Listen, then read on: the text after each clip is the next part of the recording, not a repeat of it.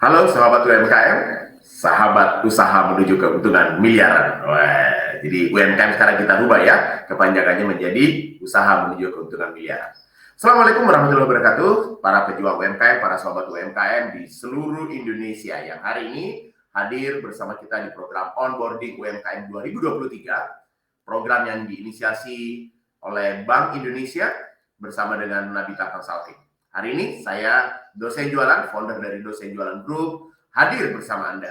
Di video pertama, di part pertama kita akan diskusi tentang bagaimana mensikapi potensi bisnis kita. Apakah kita akan masuk ke pasar lokal, pasar regional, pasar nasional, atau pasar internasional. Itu akan kita bahas pada pertemuan ini teman-teman sekalian. Saya Suryadin Laudang, biasa akrab dipanggil dengan nama Dosen Jualan, personal branding saya. Saya adalah founder dari Dosen Jualan Group, sebuah lembaga pendidikan yang fokus mendidik ribuan anak muda Indonesia, ribuan UMKM Indonesia untuk melek digital marketing yang sudah berdiri selama 9 tahun. Dan alhamdulillah sudah melaksanakan program pendidikan pelatihan sebanyak 85 angkatan atau 85 batch. Teman-teman sekalian, tentu kita syukuri nikmat Allah Subhanahu wa taala pada kesempatan pagi hari ini kita diberi kesempatan untuk berbagi. Kita diberi kesempatan untuk belajar bersama-sama. Teman-teman nanti yang nonton rekaman ini simak secara seksama. Kalau memang ada materi yang dianggap sedikit kelewatan atau sama-sama terdengar, boleh di-back, boleh mundur sedikit teman-teman sekalian, dan pastikan Anda mencatat apa yang saya sampaikan ya, karena pastinya akan ada poin-poin penting yang saya rasa itu penting buat Anda untuk Anda segera eksekusi. Terima kasih teman-teman semuanya atas kehadirannya pada sesi hari ini. Mohon izin saya akan share materi kita kepada kita semuanya sebagai bahan pembelajaran ya teman-teman semuanya. Oke, kita akan masuk ke materi kita teman-teman sekalian. Materi kita hari ini adalah tadi bagaimana menentukan apakah kita akan menggarap pasar lokal, pasar regional, atau pasar nasional, atau mungkin bahkan pasar internasional. Teman-teman sekalian, ketika kita pengen mendiskusikan itu teman-teman semuanya, seperti tampak di layar ya, sahabat semuanya, kalau kita mau berdiskusi tentang pasar mana yang akan kita garap, maka teman-teman sekalian, seperti tampak di layar ya, itu ada mind mapping gitu ya, yang paling atas warna merah itu, ya target pasar berdasarkan geografis bisa kita pilah ya, ada pasar lokal, ada pasar regional, ada pasar nasional, ada pasar internasional. Pasar lokal itu maksudnya adalah kita membahas, kita mengeksekusi target market yang ada di wilayah kota kita berada. Kita berada di kota mana? Nah itu cakupannya teman-teman semuanya ya. Misalnya saya di Jogja ya, mungkin target marketnya adalah Jogja saja misalnya begitu ya. Lalu kemudian pasar regional. Pasar regional mungkin hanya menjangkau Pulau Jawa saja, Jawa Bali saja misalnya, atau mungkin teman-teman dari Sumatera hanya akan menjangkau Sumatera saja misalnya, atau kemudian teman-teman dari Sulawesi, Kalimantan hanya akan menggarap pasar Sulawesi dan Kalimantan saja teman-teman semuanya. Nah itulah yang maksud dengan pasar regional. Lalu pasar nasional, ya pastilah Anda sudah paham. Pasarnya adalah seluruh Indonesia teman-teman semuanya. Dan yang terakhir adalah pasar internasional. Pasar internasional maksudnya apa teman-teman sekalian? Pasar internasional ini maksudnya adalah apakah kita sudah akan mengarah kepada kita akan mengarah ke jualan ke luar negeri, entah itu dengan skema ekspor, entah itu dengan skema hanya sekedar pengiriman biasa saja ya, gift ya teman-teman semuanya. Nah, sebelum teman-teman menentukan Anda akan menggarap pasar yang mana, maka teman-teman harus memahami, harus mempertimbangkan beberapa hal. Kita akan berbicara tentang target market, kita akan berbicara tentang produk sendiri, kita juga akan berbicara tentang distribusi, kita akan berbicara tentang ketersediaan bahan baku. Nah, itu akan saya kupas teman-teman semuanya. Pertama yang kita bahas, yang kita kupas adalah tentang target market atau potensial marketnya teman-teman semuanya. Teman-teman, ketika kita pengen masuk ke salah satu cakupan geografis tadi, entah itu lokal, regional, nasional, atau internasional, coba lihat dulu deh target marketnya. Target market dari bisnis saya, dari produk saya, dari layanan saya ini cocoknya akan menembak yang mana? Ya, lihat dulu. Nah, bagaimana caranya melihat target market yang pas dengan bisnis kita? Pelajari 3 hal. Demand, kultur, lalu kemudian kepadatan populasi atau populasi aja deh ya. Jadi pertama demand-nya dulu. Teman-teman sekalian, produk Anda, layanan Anda, apakah itu memang dibutuhkan di market itu? Contoh misalnya. Jadi misalnya ya teman-teman, Anda jualan terasi misalnya. Ini berkali-kali saya sampaikan di forum. Anda jualan terasi. Jualan terasi mau Anda targetkan untuk jualan secara nasional, rasa-rasanya agak berat, ya. Rasa-rasanya agak berat. Kenapa? Karena terasi adalah produk yang demand-nya sangat locally, demand-nya sangat terbatas pada satu daerah saja, karena di sana ada persoalan selera. Oke, di sana ada persoalan selera, teman-teman sekalian. Bagi orang apa namanya? Bagi orang Jawa Tengah, Jogja misalnya tempat saya, terasi dari Trenggalek, terasi dari Cilacap itu sudah cukup bagi lidah kami, bagi lidah orang yang tinggal di Jogja, teman-teman semuanya. Tapi saya yang kebetulan saya lahir dan besar di Sulawesi Selatan, lalu kemudian sekarang menetap di Jogja, maka terasi Trenggalek atau terasi Cilacap bagi saya nggak masuk di lidah saya. Tetap aja terasi Sulawesi, terasi dari Kolaka Sulawesi Tenggara itu yang paling cocok dengan lidah saya. Kenapa? Karena saya sudah mengkonsumsi itu dari awal. Semenjak saya dalam kandungan, terasi itu sudah masuk ke dalam apa namanya aliran darah saya, teman-teman semuanya. Nah, istri saya lahir dan besar di Jepara, lalu kemudian menetap di Jogja. Maka lidahnya itu hanya akan cocok dengan terasi Juwana Pati. Karena memang sejak dalam kandungan, sejak lahir, lalu kemudian besar dan bertumbuh di Jepara sana, terasi itu mewarnai kehidupannya sehari-hari.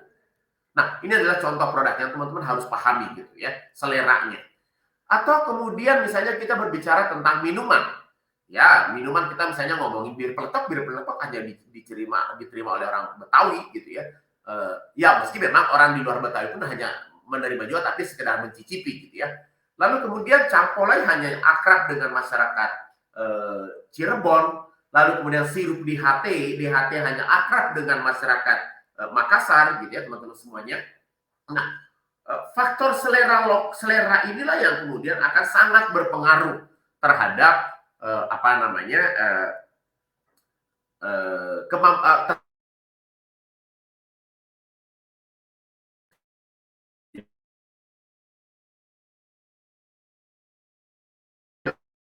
tentang taruhlah misalnya adalah produk apa namanya gudeg misalnya. Gudeg itu kan sangat khas Jogja banget, tapi setelah dimodifikasi lebih rupa kemudian bisa diterima di kota manapun di daerah-daerah yang lain. Maka teman-teman lihat, pahami produk Anda ini memang cocoknya diterima oleh masyarakat dari daerah mana, itu patut menjadi pertimbangan ya teman-teman semuanya.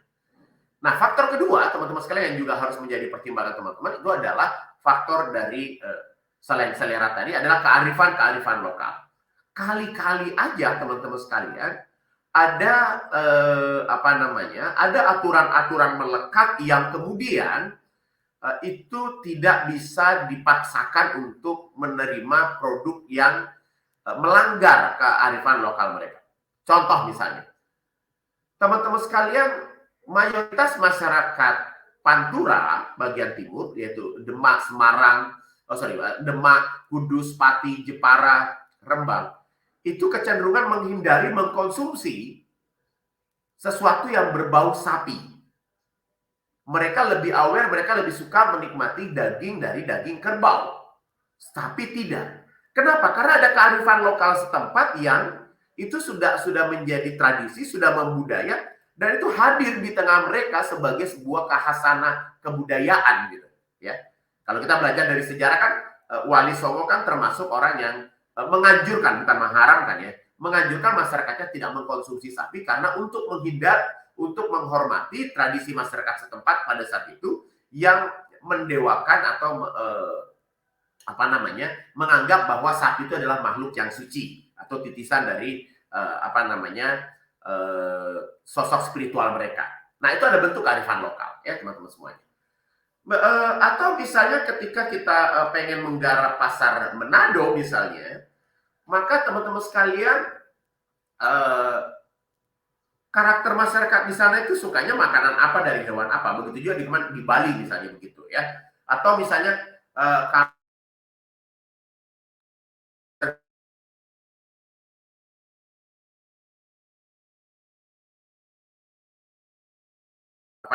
cenderung beralkohol di daerah-daerah tertentu sebagai bentuk dari kearifan lokal. Nah, ini yang patut Anda pertimbangkan teman-teman semua. Jadi kearifan lokal sangat berpengaruh.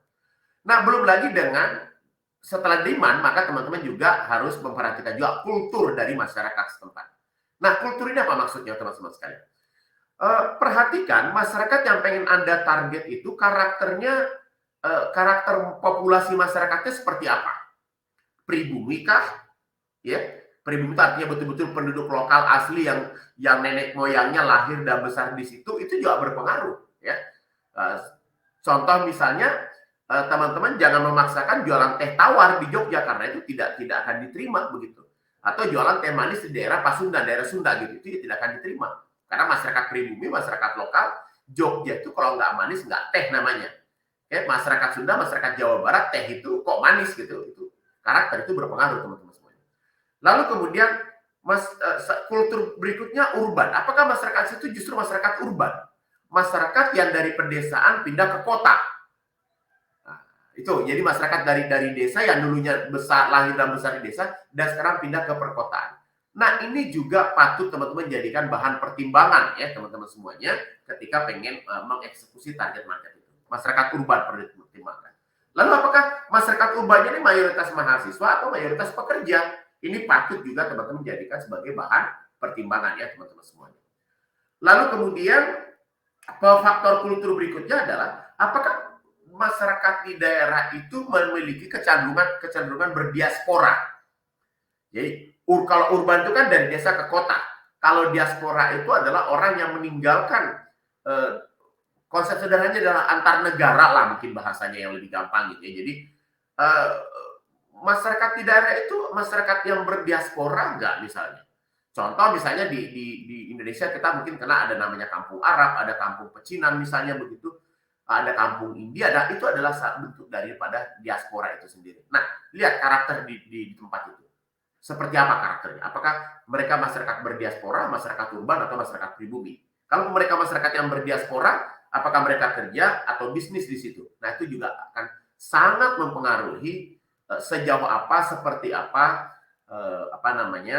pemahaman kita, seperti apa kita membaca kemungkinan-kemungkinan yang terjadi di pasar ketika kita melempar produknya kita. Dari sisi target market atau potensial market tadi, Anda juga bisa mempertimbangkan apa yang disebut dengan kepadatan populasi. Oke, bisa jadi memang di sebuah daerah itu sangat membutuhkan produknya kita. Tetapi daerah ini jangan-jangan jumlah penduduknya sedikit. Atau penduduknya sebenarnya banyak di kota itu tapi terpencar-pencar misalnya begitu ya, berkantong-kantong misalnya begitu. Nah, itu juga patut menjadi pertimbangan. Banyak peminatnya tapi kalau di kota itu karakternya masyarakatnya tidak padat gitu, itu bisa menjadi bahan pertimbangan teman-teman semuanya gitu ya. Oke.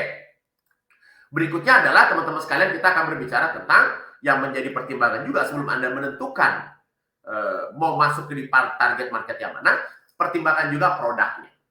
Teman-teman sekalian, ada produk yang bisa dikirim dengan konsep one day service gitu ya.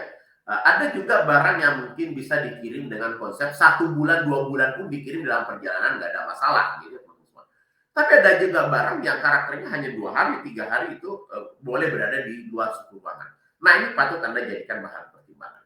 Oke, jadi patutlah kiranya Anda berhati-hati untuk menentukan itu semuanya. Jadi pahami produk Anda, produk saya ini, kalau produknya frozen, makanan yang harus mengandung es, ya targetnya pasti akan sangat lokal, nggak bisa dipaksakan untuk targetnya nasional ya teman-teman semuanya. Atau mungkin market Anda, produk Anda adalah produk yang memang, dia karakternya frozen food, maka kalau dikirim harus pakai ice pack misalnya. Nah, itu mungkin masih bisa 2-3 hari. Berarti beranilah bermain regional. Tapi mungkin bisa jadi produk Anda adalah produk frozen food yang boleh berada di luar suhu ruangan maksimal misalnya 24 jam, 48 jam misalnya gitu ya. Nah, itu juga patut penting untuk menjadi bahan pertimbangan. Oh, saya akan mentarget yang mana nih gitu ya. Lalu kemudian bisa juga selain faktor pengiriman tadi teman-teman semuanya, produk Anda itu layak dikirim atau tidak. Faktor lain juga dari sisi produk yang patut menjadi pertanyaan teman-teman semua adalah produk saya ini karena dia mengandung cita rasa lokal, itu bakal diterima nggak di daerah lain? Ya. Kayak misalnya teman-teman sekalian, Anda jualan coto Makassar misalnya, apakah ketika saya jualan coto Makassar meskipun dalam bentuk frozen siap dimasak begitu, apakah masyarakat itu akan menerima? Apakah secara nasional, secara global, secara regional orang akan menerima produk saya ini? Ya. Ketika misalnya kita jualan produk gudeg misalnya yang manis itu, apakah masyarakat di luar Jogja itu mau menerima produk ini? Gitu ya.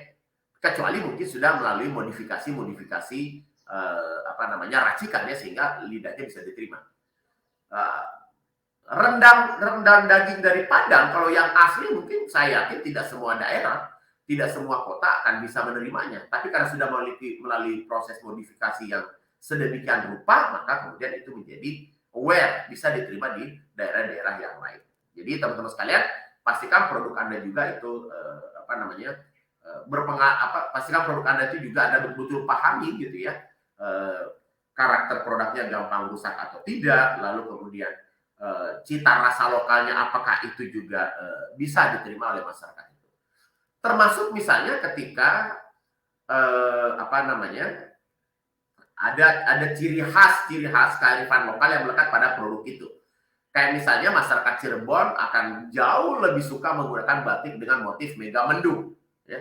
Tapi masyarakat Jogja, masyarakat Solo itu lebih suka menggunakan batik dengan motif misalnya parang rusak misalnya, motif ini. Nah, itu akan sangat berpengaruh teman-teman semuanya. Jadi pahami produk Anda. Nah, setelah itu langkah berikutnya adalah pahami distribusi. Ini jalur distribusi produk saya memungkinkan nggak untuk menjangkau pasar itu? Kalau saya pengen menembus pasar internasional, di kota saya, di lokasi saya ini, ada nggak provider, ada nggak penyedia layanan forwarding untuk pengiriman ke luar negeri, entah itu untuk ekspor, entah itu untuk sekedar gift.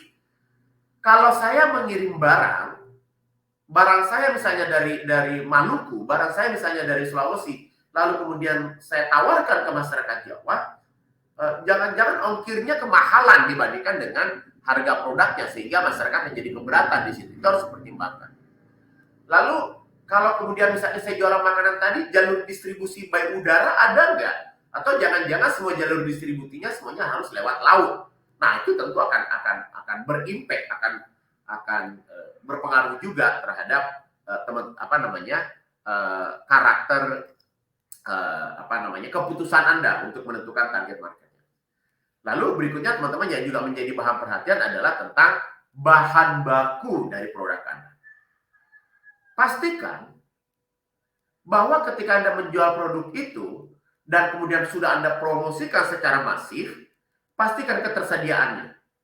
Khawatirnya produk Anda tidak berada pada posisi yang memiliki ketersediaan bahan baku yang mumpuni, yang mencukupi untuk kemudian diserap oleh pasar. Jangan-jangan, gitu ya teman-teman semuanya. Sedikit cerita teman-teman sekalian, tempo hari di salah satu kota yang kebetulan juga adalah programnya onboarding UMKM binaan Bank Indonesia Dana Bata Consulting, teman-teman semuanya, kita melihat dengan mata kepala sendiri. Saya bertemu dengan salah satu UMKM yang mereka jualan produk itu adalah bawang goreng. Nah, ketika bawang goreng ini pengen dilempar ke pasar nasional, saya lalu bertanya, ibu pengen menembak pasar nasional, harganya bersaing nggak? Nah, ini ibunya sudah mulai agak ragu-ragu. Oke. Lalu kemudian saya cerita, ibu secara harga sudah mulai ragu-ragu, kira-kira kalau masuk pasar di Jawa misalnya, semakin bisa bersaing nggak di harganya? Karena ini ada produk sensitif, ya teman-teman, harga sangat berpengaruh karena mama yang beli kan gitu. Nah, selain persoalan itu tadi, teman-teman sekalian tadi, yang juga patut dipertimbangkan adalah jangan-jangan ibu ketika produk ibu dipromosikan secara masif, dipromosikan secara maksimal, ketersediaan produknya tidak ada. Bukan dari ketersediaan produknya sebenarnya, tapi ketersediaan bahan baku ibu untuk mensupport produk ini jangan-jangan menjadi kendala. Saya tanya, ibu kan dari Sulawesi. Di Sulawesi ini ada nggak sih petani bawang dalam skala besar? Ternyata nggak ada, teman-teman semua. Semua bahan baku bawangnya, bawang mentahnya itu harus didatangkan dari Pulau Jawa. Nah, ini akan menjadi masalah, teman-teman semuanya. Nah, maka teman-teman sekalian, belajar dari situ semua, tolong dilihat dulu gitu ya, karakter produk Anda. Contoh kedua yang pengen saya ceritakan, masih dari Sulawesi juga, dari luar Jawa juga, ada salah satu peserta yang jualan sabun cuci piring. Sabun cuci piring ini sudah diiklankan dengan sekian budget, dengan goals apa? Menjual sabun cuci piring untuk ditawarkan secara nasional. Saya bilang stop, berhenti menawarkan itu. Kenapa? Karena sabun cuci piring Anda pasarkan secara nasional pasti harganya jadi mahal dan pasti akan diikuti dengan ongkos kirim. Nah, seorang ibu rumah tangga ketika sabun cuci piringnya habis, dengan bawa duit 2.000-3.000 perak, dia ke warung sebelah di gang perumahannya atau di gang rumahnya, dia sudah dapat sabun cuci piring. Nah, maka sabun cuci piring dengan konsep seperti itu nggak bisa menurut saya dipasarkan secara nasional. Tapi ayo, jadilah raja-raja lokal, tawarkanlah produk Anda yang sabun cuci piring itu dengan menggarap pasar yang sifatnya lokal. Ya, teman-teman semuanya. Nah, ini yang teman-teman harus pahami gitu ya.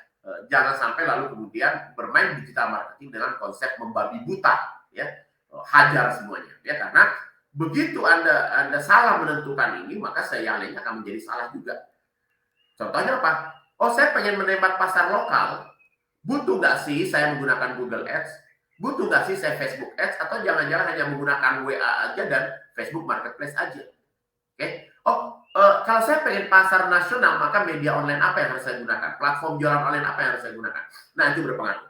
Nah, untuk itu teman-teman sekalian, coba dipelajari ulang materi tadi, teman-teman semua, lalu kemudian pahami karakter produk Anda, karakter target market Anda, jalur distribusinya seperti apa, lalu kemudian tentukan, oh, saya pengen menggarap pasar lokal, saya pengen menggarap pasar regional, pasar nasional, pasar internasional. Oke? Kalau memang hanya ada satu atau hanya dua saja yang memungkinkan, ya satu dan dua itu saja dieksekusi. Tapi kalau kemudian ternyata, oh Pak, produk saya ini memungkinkan Pak, lokal mungkin, regional mungkin, nasional bisa jadi, internasional juga bisa Pak, begitu. Oke, setuju saya, nggak apa-apa. Kalau memang itu memungkinkan tempat-tempatnya. Tapi buatlah yang namanya skala prioritas. Buatkan milestone-nya. Oh, tahun 2023, 2024 saya akan fokus di pasar lokal. Oke. Lalu kemudian 2025 sampai 2008 saya di pasar regional. 2029 sampai dengan tahun 2030 saya akan fokus di pasar nasional. Nanti 2031 baru kemudian saya masuk di pasar internasional. Itu namanya punya milestone. Ada tahapan, ada step. Jadi jangan lalu kemudian semua dihajar teman-teman semuanya. Kasihan Anda nantinya ya. Apalagi sekarang untuk jualan online itu kan platformnya sangat banyak. Medianya sangat banyak teman-teman semuanya. Ya, terima kasih teman-teman sekalian semuanya. Mohon maaf agak cepat saya menyampaikannya. Tolong nanti teman-teman kalau agak ketinggalan boleh di back lagi, di rewind ya teman-teman semuanya. Saya memang agak cepat menyampaikannya karena waktunya sangat terbatas teman-teman. Tapi insya Allah materi ini akan saya jelaskan kembali di video part 2, di video part 3 teman-teman semuanya, ya, dan part 4 nantinya teman-teman semuanya. Silakan teman-teman, untuk saat ini saya minta secara mandiri buatlah milestone kapan mau garap pasar lokal, pasar regional, pasar nasional dan internasional. Ya, silakan dibuat itu teman-teman sekalian dan boleh nanti dikonsultasikan di grup WA yang kita join bersama-sama. Terima kasih dari saya teman-teman semuanya, sahabat semuanya. Semoga bermanfaat. Jika ada manfaatnya, percayalah datangnya dari Allah Subhanahu Wa Taala. Dan pasti ada kekurangannya, kekurangan itu milik saya dan saya harus terus belajar. Sekian, wassalamualaikum warahmatullahi wabarakatuh.